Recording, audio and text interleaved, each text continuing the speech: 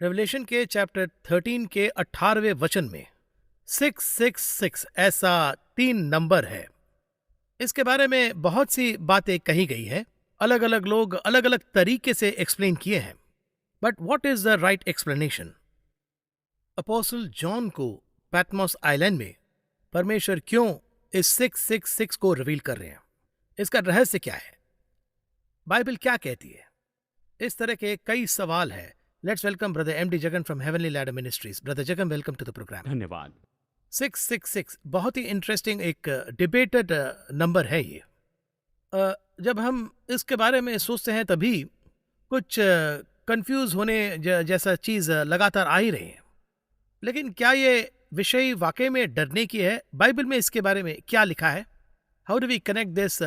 क्यों परमेश्वर Patmos island में अपोस्टल जॉन को इसे रिवील कर रहे हैं? हमें इसे क्यों समझना है? एज अ बिलीवर हमें इसे क्यों समझना है? एज अ डिसाइपल क्यों समझना है? यही मेरा सवाल है। पहले तो इसके बारे में बहुत से विचार हैं और बहुत से एपिसोड में मैंने कहा है, प्रकाशित वाक्य में विचार काम नहीं आएंगे। केवल प्रकाशित वाक्य में ही नहीं, प्रभु वचन पर कोई विचार नहीं करना है, हमें अपनी तरह से इसका अर्थ नहीं लगाना है। अब ये 666 को ले तो इसके बारे में ऐसे बहुत से अलग अलग विचार चल रहे हैं। ये कौन है 666? इसको लेकर इसके पीछे बड़ी कहानी बताई जा रही है। यानी ये तो एक एंटी क्राइस्ट का नंबर है, उसके नाम पर आने वाला एक नंबर है। ये नंबर जिस पर होगा वो तो एंटी क्राइस्ट के होंगे, इस तरह कहते हैं। तो इसको लेकर वो बड़े हॉरर वाले विषय, डराने वाले विषय लोगों को बताते हैं कि ये बहुत ही बुरा नंबर है, इस तरह से वो बताते हैं। अभी अगर सच में इसके पीछे जाकर देखें तो ये तो मनुष्य का नंबर नहीं है, यानी ये एक मनुष्य का नंबर नहीं है। ये क्यों नहीं है, इसके पीछे बहुत से कारण हैं। पहला एक कारण मैं बताता हूँ। ये प्रकाशित वाक्य 13:18 में बताया है, रेवलेशन 13:18 में है जी।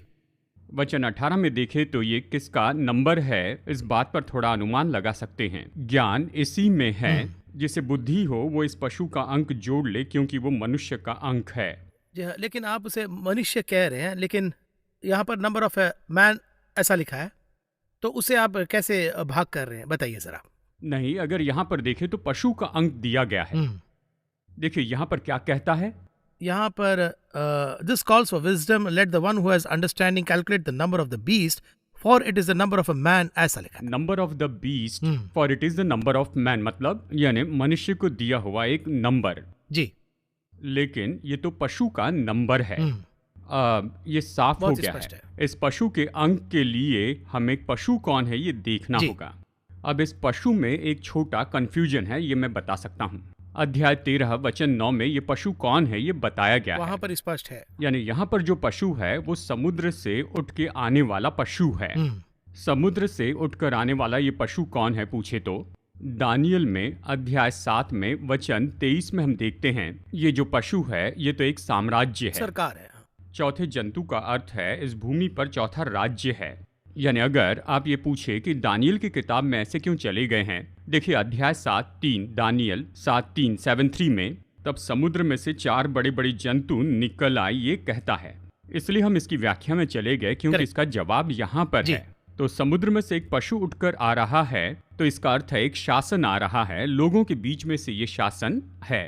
तो अभी हम वचन 18 को देख रहे हैं, लेकिन अध्याय 13 वचन 9 में भी ये पशु समुद्र से आ रहा है। तो अभी आप देखिए, जिसे बुद्धि हो वो इस पशु का अंक जोड़ ले, इस तरह कहता है। तो पशु कौन है? साम्राज्य, ये एक शासन राज्य है। उस राज्य के हिसाब का अंक लगा लिया गया है, वो मनुष्य का हिसाब था, इस तरह से कहता है। क्यों वो मनुष्य का हिसाब है, इस तरह से पूछते हैं। ये किसी मनुष्य का, ये इसका अर्थ नहीं। देखिए इस कैलकुलेशन में बहुत से कैलकुलेशन हैं। स्वर्ग का कुछ हिसाब इसमें है ना जी। और पशु का भी कैलकुलेशन इसमें है, मनुष्य का भी कैलकुलेशन है। जो मनुष्य लगा रहा है, मनुष्य ने जो लगाया वो 666 है, इस तरह ये इसका अर्थ है। अब उदाहरण के लिए परमेश्वर का एक हिसाब है कि एक दिन 1000 वर्ष के बराबर है, ऐसा कहता है। इसी तरह एक और जगह कहता है एक दिन 1 साल के जैसे है। यहजकेल से कहता है 40 दिन तक लेट जा, 40 दिन यानी 40 साल, इस तरह से है। ये भविष्यवाणी का हिसाब है। तो भविष्यवाणी का एक हिसाब है, स्वर्गीय हिसाब है। ये मनुष्य का हिसाब है। जिससे बुद्धि हो वो इस पशु का अंक जोड़ ले, क्योंकि वो मनुष्य का अंक है, यानी हम पशु का अंक जोड़ ले। अब ये जो पशु है ये तो एक साम्राज्य है, ये एक साम्राज्य का नंबर है, यही यहाँ पर बताया गया है। अगर इसका हिसाब लगाए तो ये 666 आता है, उसे टोटल करने से। टोटल करे तो फिर उस साम्राज्य के नंबर को क्या करना होगा, हिसाब लगाना होगा।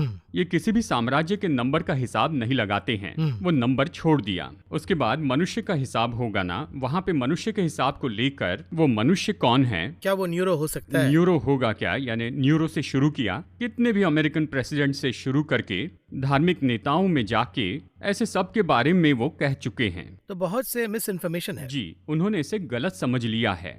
ऐसा ही होगा कहते हैं, वचन में स्पष्ट है, एक पशु का अंक है, ऐसा कहता है। अब इस तरह से क्यों कंफ्यूजन आया, इसका भी कारण है। क्या है पूछे तो देखिए, अध्याय 13 वचन 1 में 13:1, अभी आप ये वचन पढ़ लीजिए। 13:1 में, and I saw a beast rising out of the sea with 10 horns and 7 heads, with 10 diadems on its horns and blasphemous names on its heads. और आगे पढ़िए। And the beast that I saw was like a leopard. Its देखिए यहाँ सभी beast बताया, लेकिन Hebrew में beast की एक पूरी व्याख्या दी गई है। वो क्या है पूछे तो हिब्रू में सब कुछ दो में बंटते हैं, पुरुष और स्त्री, यानी ग्लास है तो पुरुष ग्लास, स्त्री ग्लास। इसे आपने कई बार एक्सप्लेन मैंने किया बताया है। तो इस जगह वो बीस्ट के बारे में क्या कहता है, ही कहता है, नर पशु कहता है। देखिए मनुष्य के अंक के बारे में कहते हैं शुरू में ही देखिए एक अनुवाद इस तरह से कहता है, ही राइज अप फ्रॉम द सी कहता है। तो वो निष्कर्ष निकालते हैं कि ये तो निश्चय ही एक मनुष्य का नंबर होगा, वो ऐसा हिसाब लगा लेते हैं। इस वजह से ये लोग क्या करते हैं, यानी जो भी बड़े बड़े लोग आते हैं, जॉर्ज डब्ल्यू बुश आए थे अमेरिका प्रेसिडेंट, उनका हिसाब लगा लिया। इस हिसाब के अनुसार 666 में आते हैं, यही वो बीस्ट है। ऐसे ही चल रहा है। मैंने एक नेशनल ज्योग्राफिक का एक एपिसोड में मैंने देखा, क्योंकि नेशनल ज्योग्राफिक एक रिकॉर्ड है, इसलिए मैं इतना कॉन्फिडेंस से कह रहा हूँ। उनका जो एक एपिसोड था, ये जो 6 का जो एपिसोड था, उसे हिब्रू का कैलकुलेशन से कैलकुलेट करके ये न्यूरो ही है, ऐसा वो एम्परर जो है वो क्राइस्ट के बाद ही है, ऐसा बहुत ही स्पष्ट और आर्कियोलॉजिकली भी प्रूव कर रहे हैं। ये प्रकाशित वाक्य हिब्रू में लिखा है, ग्रीक में नहीं लिखा है। जी हाँ, ग्रीक में पहले लिखा क्योंकि जब वो इसे लिख रहा था, उन्होंने जो अरामिक भाषा लिखी थी वो नहीं थी, ग्रीक चले गए थे। यूहन्ना ने ये पूरी तरह से ग्रीक में लिखा था। तो इसे किस भाषा के हिसाब से देखेंगे, ग्रीक से देखेंगे, हिब्रू में या हिब्रू के अनुसार देखेंगे, या फिर अराबिक में देखेंगे, या फिर अरामिक से देखेंगे। आप नीरो कह रहे हैं ना, लैटिन, रोम का राजा, तो क्या लैटिन में देखेंगे? लैटिन में रोमन के लिए 666 ही आया है, वही 666 ही आएगा। तब इसे किस भाषा के साथ कनेक्ट करेंगे? ये जो है वैसे ही हर एक के लिए अपना अपना हिसाब है, अपने अपने खुद रिसर्च कर रहे हैं, वो रिसर्च करते जा रहे हैं। अब मैं ये कहूंगा बाइबल बेस्ड, बाइबल पर आधारित है। बाइबल किसके बारे में कहती है? ये तो एक साम्राज्य का नंबर है। ये साम्राज्य कौन सा होगा अगर ये पूछे तो अंतिम समय का साम्राज्य होगा। उदाहरण के लिए रोमी साम्राज्य ही आखिर में शासन कर रहा था, जितना हम जानते हैं, यीशु मसीह की मृत्यु तक। फिर से वो साम्राज्य आएगा, इस तरह से बाइबल में बताया गया है। 7 पहाड़ों वाला साम्राज्य फिर से आएगा, रोम वापस आएगा। अब वो रोम का साम्राज्य है, इटली का साम्राज्य है। तो ये रोम यानी लैटिन के हिसाब से अगर आप देखें तो रोमी नियम इस तरह कहता है, उसके हिसाब से देखें तो 666 आता है। उस हिसाब से जो हिसाब वो कह रहे हैं, तो ये सभी इस तरह का हिसाब बताते जा रहे हैं। ये मेरा नजरिया है, कहता हूं, आपको मानना ही होगा, नहीं कहता, पर मेरा नजरिया है। देखिए ये तो एक साम्राज्य का नंबर है, ये कहता है। तो अंत में आने वाला साम्राज्य किस तरह होगा? अंत में उठकर आने वाला साम्राज्य तो एंटी क्राइस्ट का साम्राज्य है, 10 देशों का संगठन। देखिए अध्याय 17 में वचन 10, 11 और 12 में, जो 10 सिंह तूने देखे हैं वे 10 राजा हैं, तो ये सब मिलकर वो साम्राज्य बनाते हैं। तो 10 देशों के संगठन से आने वाला एक साम्राज्य, वो कौन होगा इस तरह पूछे तो ये भी है, ये अथेंटिक बात है, ये नेट में है, यानी इसलिए कहता हूँ इंटरनेट पर है। वेस्टर्न यूरोपियन यूनियन कहते हैं, यूरोपियन यूनियन नहीं, western European union. Western European union short form में कहे तो WEU इस तरह लिखते हैं। अब इस WEU को देखे तो आप इसे किसके साथ कनेक्ट करेंगे? क्या इंग्लिश से इसे कनेक्ट करेंगे? इंग्लिश में देखते समय इसे किस आधार पर देखेंगे? अब हम जो ये हिसाब लगा रहे हैं, ये किस मेथड से लगा रहे हैं? आपने सुना होगा मेरा हिसाब, ऐसे कहते हैं, न्यूमरोलॉजी इस तरह कहते हैं। ये न्यूमरोलॉजी किस मेथड से हिसाब लगाती है? हिंदी में ही देखिए, हिंदी में हर एक अक्षर का एक नंबर है। जी हाँ, 7 का एक अर्थ होता है। पूर्णता, जी हाँ, ये हाँ। तो बाइबल के जी हिसाब हाँ, से ही उसलिए है। बिब्लिकली इसलिए कह रहा हूँ मैं। हाँ। बाइबल के हिसाब से कह रहे हैं, लेकिन हिंदी में हर एक अक्षर के लिए एक एक नंबर है। है। वैसे इंग्लिश में भी है, हिब्रू में भी है। हिब्रू में हर एक अक्षर के लिए एक नंबर है। तो हर एक भाषा में हर एक अक्षर के लिए एक एक नंबर है। इसलिए मैं ये बता रहा हूँ, क्या इसे ग्रीक में देखेंगे, इंग्लिश में देखेंगे, या किस तरह देखेंगे? जिस भाषा से देखेंगे उसके आधार पर रखते हैं। बाइबल कहती अंत में आने वाले साम्राज्य का ये एक नंबर है। आज मैं इसे किस तरह से देखता हूँ, अगर ये पूछते हैं, देखिए बाइबल में अध्याय 17 में वचन 5 में देखिए, सबका बेस बेबीलोन ही है। मेरा अनुमान है कि बेबीलोन में ही ये सब कुछ शुरू हुआ है। यहाँ तक कि आज भी मेरा अनुमान है, न्यूमरोलॉजी कहता है उसका नाम क्या है, चैल्डियन मेथड कहते हैं। न्यूमरोलॉजी को देखे तो चैल्डियन मेथड मानते हैं। इसमें दो है, लॉगरिथमिक मेथड, चैल्डियन मेथड भी है। दुनिया में ज्यादातर लोग अपनाते हैं चैल्डियन मेथड। इस चैल्डियन मेथड में इसके अक्षर है ए से जेड तक, इस तरह से। ए को एक नंबर है, जेड को एक नंबर है, एक। सबका एक नंबर है। ए को 1, बी को 2, सी को 3, डी को 4, ई को 5, एफ को 8, डब्ल्यू, यू, वी, इन सभी को 6, ऐसा निर्धारित किया हुआ है। इसे देखते वक्त चैल्डियन मेथड से ही इसका वो हिसाब लगाते हैं। पूरी दुनिया में जो देखते हैं चैल्डियन मेथड से देखते हैं।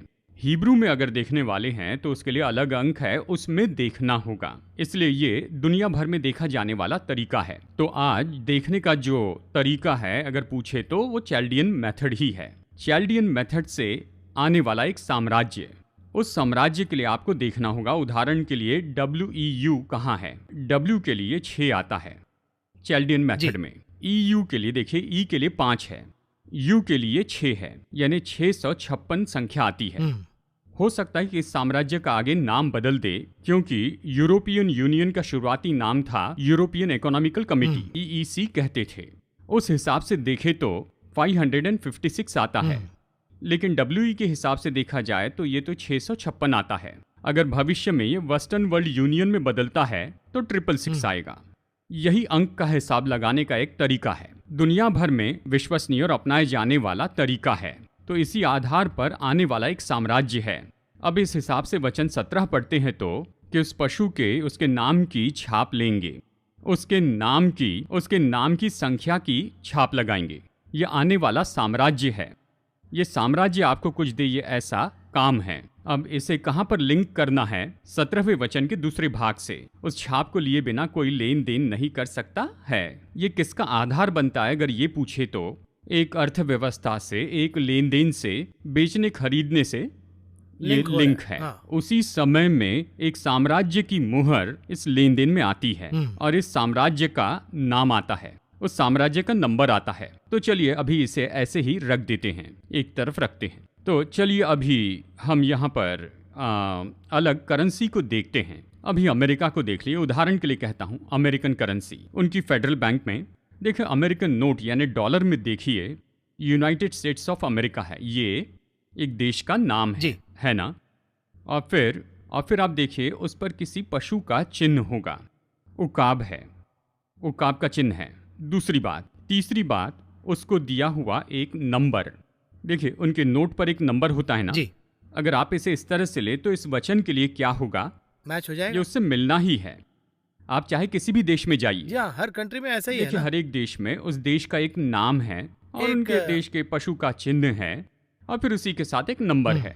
इसके बिना कोई लेन देन नहीं कर सकता है। ऐसा जब कहा जाता है ये तो एक करेंसी के बारे में है, ये एक साम्राज्य की है। ये देश वो देश नहीं कह रहा हूँ, आने वाले एंटी क्राइस्ट के साम्राज्य के बारे में कह रहा हूँ। यानी उस साम्राज्य की एक करेंसी होगी, उस साम्राज्य की मुहर में किसी पशु का चिन्ह होगा, क्योंकि कई देश के लिए उस देश की मुहर होती है। आप देखें तो उसके ऊपर पशु का चिन्ह है। उदाहरण के लिए देखिए यूएस के नोट पर उकाब है, भारत की नोट पर 4 मुखी सिंह है, श्रीलंका की नोट पर सिंह का चिन्ह है, मलेशिया की नोट पर 2 बैल हैं। किसी भी देश में चले जाइए 99%, 95% नोट पर पशु का चिन्ह है। नहीं है तो कोई बात नहीं, यहाँ पर यह कहता है पशु का चिन्ह मतलब एक साम्राज्य की नोट और उसी के साथ एक नाम है, यानी आने वाला साम्राज्य और उसका नाम और उसकी करेंसी, ये सब मुख्य हैं। स्पष्ट है। ये साफ है। इसी के बारे में यहाँ पर कहा गया है। अब इसमें सबसे महत्वपूर्ण विषय क्या है? अब ये मुख्य विषय बताने के पहले ब्रेक के बाद एक छोटा ब्रेक बात लेते करेंगे। हैं। जरूर ब्रेक के बाद बात करेंगे, और उसके साथ ही एक सवाल पूछना चाहूंगा आपसे ब्रेक के पहले। मतलब हम ये सब तो कहते हैं, लेकिन हमें इसे समझना क्यों जरूरी है, क्यों ये हमारे लिए मुख्य है? मतलब कुछ लोग सुनकर इसे अनदेखा करने से बेहतर है हम इसे क्यों समझे, ये मेरा अगला सवाल है। ब्रेक के बाद हम बात करेंगे। रेवलेशन 13 चैप्टर के 18 वर्स का 666 के बारे में हम बात कर रहे हैं। बहुत सी इंटरेस्टिंग बातें हैं, ध्यान से सुनिएगा। ब्रदर जगन, ब्रेक से पहले हमने ये कहा, आपने इसे बेसिकली कैसे अंडरस्टैंड करना ये बताया, बट मेरा एक और सवाल ये है कि हम इसे ऐसा क्यों ले कि कोई और इसे कह रहा है? ये तो बाइबल में ही है, इसका आंसर भी है। अगर हम इसे नहीं समझ पाए तो कहाँ प्रॉब्लम होगी? हम क्यों इसे समझे, फंडामेंटली इसे हम क्यों समझे, इसके लिए भी अगर आप एक्सप्लेन करेंगे तो अच्छा होगा। अब देखिए, इसमें सबसे महत्वपूर्ण बात यह है, ये जो है हमारे समय में इसका कोई भी काम नहीं है। तो मुझे इसे क्यों समझना है? इसे क्यों समझना चाहिए? जब इसके कार्य चलते रहते हैं तब प्रिलिमिनरी वर्क्स कहते हैं ना, शुरू के दौर के काम जब होते हैं तो उसे समझना है।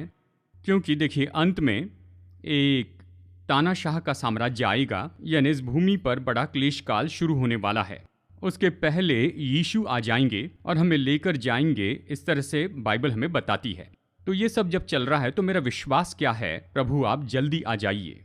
क्योंकि यीशु के चेले पूछ रहे थे, प्रभु आपके आगमन का चिन्ह क्या होगा? मत्ती 24:3 में उन्होंने पूछा। उनके पूछने पर यहाँ यीशु उन्हें कुछ चिन्ह बताते हैं। कौन से चिन्ह बताते हैं? अब तो 2000 साल हो गए हैं, जब ये चिन्ह देखता हूँ तो वो वापस आएंगे, ये विश्वास मुझ में रहता है, जिससे मैं मायूस नहीं होता हूँ। लेकिन क्रिटिक्स ये कहते हैं कि यही बात तो बार बार कह रहे हैं, उनके लिए भी जवाब तो है। वो कहेंगे सर बाइबल बताती है। अच्छा, वो भी बाइबल में? ये भी बाइबल में है। दूसरा पत्रस अध्याय 3 वचन 3 में देखे तो अंतिम दिनों में हंसी उड़ाने वाले आएंगे, कहेंगे उसके आने की प्रतिज्ञा कहाँ गई? क्योंकि जब से बाप दादे सो गए सब कुछ वैसा ही है, ये भी बताया है। ऐसे आलोचना करने वाले आएंगे, ये अंतिम समय होगा। ये एक चिन्ह है। तो ऐसे भी बहुत से लोग पूछते हैं। तो देखिए, अब हम यहाँ पर क्या देखते हैं, हम ये सब क्यों देख रहे हैं? ये कहे तो इसके कार्य जब शुरू हो जाते हैं, अंतिम समय यानी एक बुरा समय आ रहा है जो कि करीब ही है। तो हमारा ये प्रिपरेशन को भी बदलना है, हमारी तैयारी के लिए। और फिर प्रभु आने वाले हैं, मैं उनसे मिलूंगा, मैं उठाया जाऊंगा। देखिए, अध्याय 7 के पहले ही आगमन आ गया है।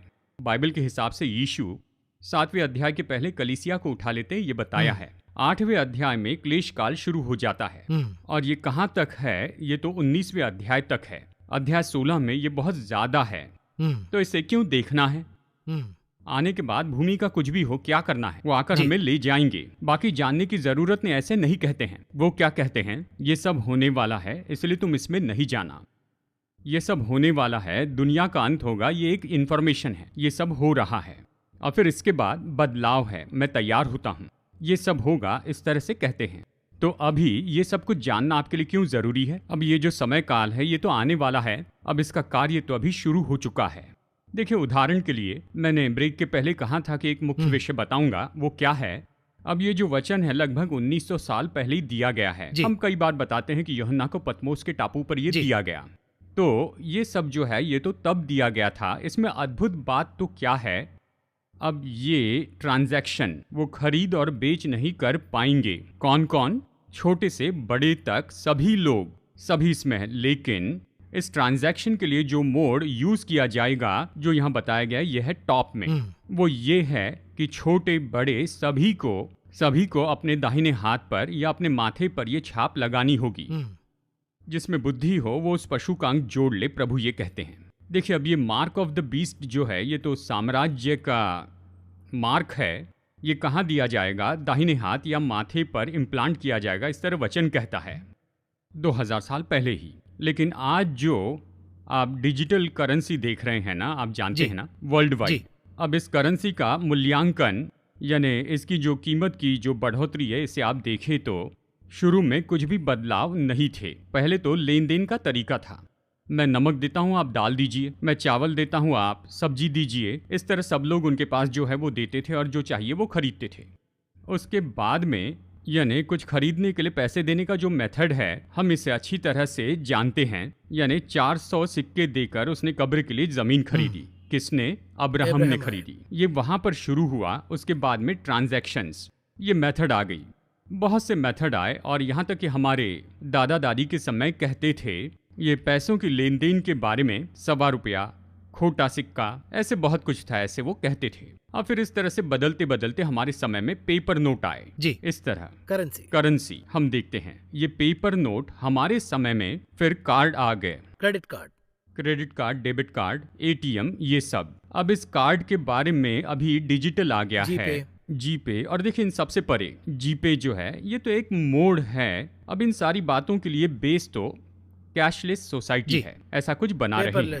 पेपरलेस, कैशलेस, यानी आप पैसों को या नोट को आप नहीं देखेंगे, बस ट्रांजैक्शंस होते रहेंगे, सभी कुछ। अब देखिए इसके लिए प्रयोग जो कर रहे हैं ट्रांजैक्शन के लिए, कैशलेस सोसाइटी। नोट नहीं है, कार्ड नहीं है, शिप नहीं होगी, कुछ भी नहीं होगा। अगर आज मैं आपसे कुछ खरीदना चाहता हूं तो उनके लिए मैं आपको पैसे देता हूं। ये कैसे करेंगे? अगर ये पूछते हैं आज के डिजिटल वर्ल्ड में वो क्या लेकर आते हैं, उससे कहते हैं हमारा शरीर, हमारे अंदर बायोचिप डाल देंगे। ये कहते हैं हमारे शरीर से ही ट्रांजैक्शन सब में। अब आप देखिए पासवर्ड, यानी एक समय में देखा जाए तो मजाक के रूप में कहूंगा, एक समय में यानी मैं अगर अनपढ़ हूं, तुम अच्छे से पढ़ो, इस तरह कहकर वो अपने बच्चों को पढ़ाने वाला समय था। बुजुर्ग लोग कहते हैं अब जितने भी पढ़े लिखे लोग हैं जब तक अंगूठा ना लगाए वो पढ़ नहीं सकते हैं, क्योंकि आपका थंब इम्प्रेशन ही अभी सब कुछ है। राइट फ्रॉम वीजा से शुरू कर सब कुछ। यही आपका पासवर्ड है, यही आपका पासवर्ड है। क्योंकि दुनिया का कोई भी पासवर्ड तो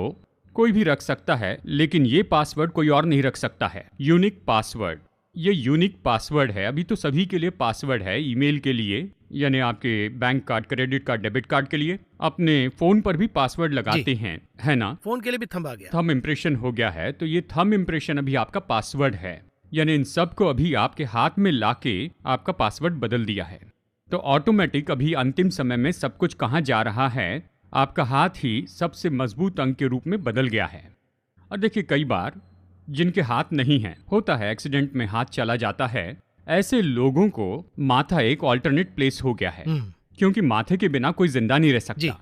सभी के माथे होते हैं, हाथ होते हैं, अगर हाथ नहीं है तो माथे पर उसे देंगे, यानी एक तो इधर या इधर, इन दोनों में किसी एक जगह पर। इसके साइंटिफिकल सबूत हैं। जब मैं किसी के साथ इस विषय पर बात कर रहा था तब वो टेक्नोलॉजिकली उन्होंने एक बात कही, माथा प्रेफरेबल एरिया क्यों है? अगर ये पूछे तो हमारे माथे का सेंटर पॉइंट, यानी इस जगह से आपके सैटेलाइट को कनेक्ट करने के स्तर पर, यानी एक वेव से इस तरह कनेक्ट कर सकते हैं कहते हैं, यानी उसकी जो रेज होती है यहाँ है, डायरेक्ट आपको सैटेलाइट से कनेक्ट कर सकते हैं और उस कनेक्शन के लिए बस एक मोड ही काफ़ी होगा, इस तरह कहते हैं। यानी उस स्तर तक अगर देखें तो ये कहता है हाँ, ट्रांजैक्शन मेथड के जैसे, डिजिटल मोड के जैसे इंसान का ही उपयोग करना हमने शुरू कर दिया है। इतनी टेक्नोलॉजी और विकास, वैज्ञानिक तरह के सैटेलाइट की बातें करके अंत में कहने वाला विषय तो बस यही है। यानी देखिए इतना कुछ है। तो इस समय में परमेश्वर, विश्वास, प्रभु पर विश्वास, प्रभु आएंगे ये कह रहे हैं। देखिए मेरे लिए आश्चर्य की बात ये है, ये सब कुछ जो है ये तो परमेश्वर ने कही हुई बात को पूरा करने के लिए ही है। 2000 साल पहले परमेश्वर ने बाइबल में इस विषय में बताया है। उसने जो बात कही उसे पूरा करने के लिए ये टेक्नोलॉजी है। हर एक समय परमेश्वर ने जो कहा उसे पूरा करने के लिए नए नए काम होते गए।